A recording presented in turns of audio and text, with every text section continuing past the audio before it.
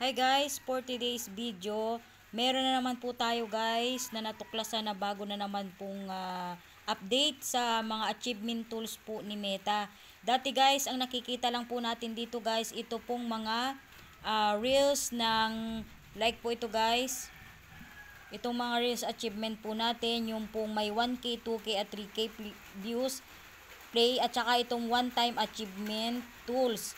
At meron na din po tayo guys na katulad po nitong mga diamond na streak. Ano po, siguro po ay napapansin din po ninyo yan guys. At i-back po natin.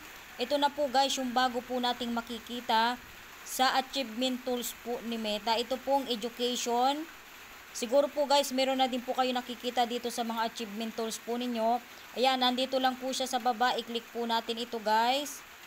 And then ito po yung makikita po natin. Ang nakalagay po dyan guys, grow your audience.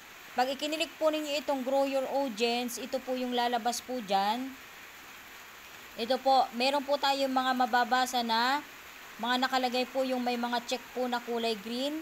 Pwede po ninyo yung i-check guys. Learn how to build connection to help achieve your goals. Pwede nyo po ninyo guys, panoorin po ninyo itong mga video po na ito na galing po kay Meta. Makakatulong po ito guys sa atin para mas lumago pa po tayo yung atin pong kaalaman dito po sa Facebook. At ito din po sa kabila guys, sa pinakababa, i-check din po ninyo avoid engagement mistake.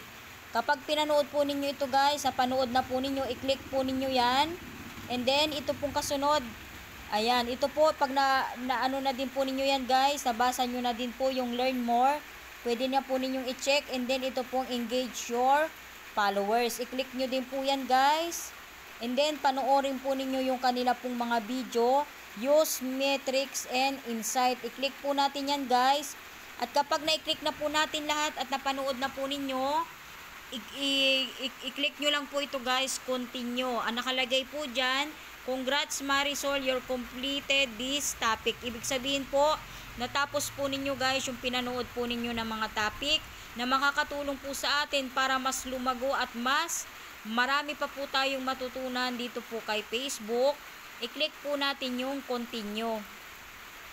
And then, pag nag-back na po tayo guys, ito na po, yung lalabas po ay nakumpleto na po natin at meron na po tayong mga star. Marami po ito guys, pwede po ninyong i-check po lahat po ng nandito po sa education badge. Mahalaga po ito para po sa atin guys, kasi nga po matututo po tayo dito sa lahat po nung atin pong mga napapanood po dito. Dito naman po tayo sa develop strategy. Yan, kapag ikinilik po ninyo yan guys, may lalabas din po guys dyan ng mga pwede po nating mapanood po, yung mga pwede nating mapanood po ng mga video po ng atin pong mga taga Meta, yung team ni Meta. Ito po yung mga team ni Meta na nagpapaalala po sa atin. Okay po? Ayan, ganun lang po guys kadali kapag kayo po ay titingin po dito. Ayan kita nyo po guys, mga naka-check na po siya. And then, ito din pong grow your audience.